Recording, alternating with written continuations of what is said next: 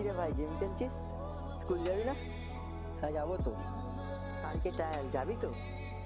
হ্যাঁ যাবো তো, কিন্তু ওই রাগে নাড়ালেই প্রতিবার একই প্রশ্ন শুনতে হয়। এই তোদের পাঠিয়েছে, এই প্রশ্ন শুনতে আর ভালো লাগে না। আমারও ভালো লাগে না, কি করে যাবে, ফুটবলকে তো মন দিয়ে ভালোবাসি। আমিও। চ, আজকে তো স্কুলের ফেয়ারওয়েল, চ স্কুলে যাই। আসার সময় একবার কুন্তলদার সাথে দেখা করবো, কালকে তো ট্রায়াল। চল তাহলে।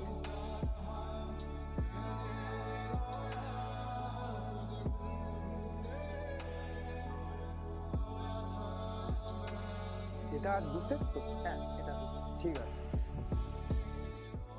ঠিক আছে তোমার কথা।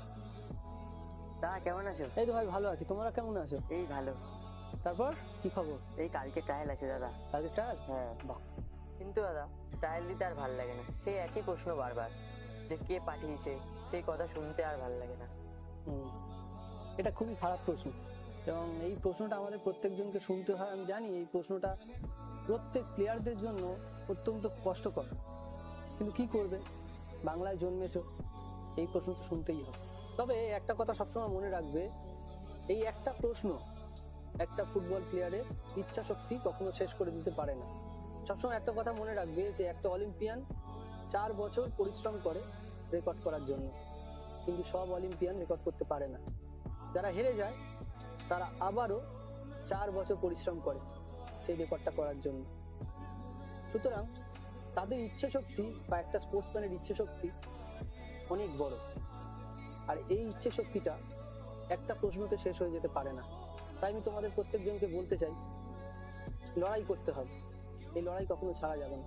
তোমার পাশেই দীপঙ্কর রয়েছে, ও 1 বছর আগে ফুটবল ছেড়ে দেওয়ার কথা ভেবেছিল, ওর হাঁটু ইনজুরি হয়েছিল।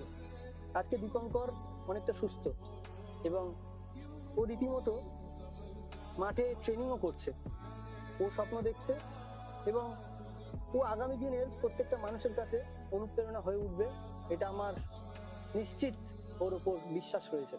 তাই আমি তোমাদের প্রত্যেকজনকে বলতে চাই, প্রশ্ন কি আসছে ভেবে লাভ নেই, উত্তর আমি পারবো, আমাদের পারতে হবে, লড়াই কখনো ছাড়বো না, ময়দান কখনো ছাড়বো না, ঠিক আছে? Yes. আর আমি তো শুনলাম আজকে তোমাদের স্কুলের ফেয়ারওয়েল ছিল, কেমন কাটলো দিনটা? ভালো কেটেছে দাদা। ব্যাস, আশা করি আগামীর প্রত্যেকটা দিন তোমাদের ভালো কাটবে, আর কালকে ট্রায়াল খুব ভালো করে দিও, ভালো হবে তো? হ্যাঁ দাদা। পারবে তো? হ্যাঁ পারবো দাদা। এই কনফিডেন্সটা রাখতে হবে।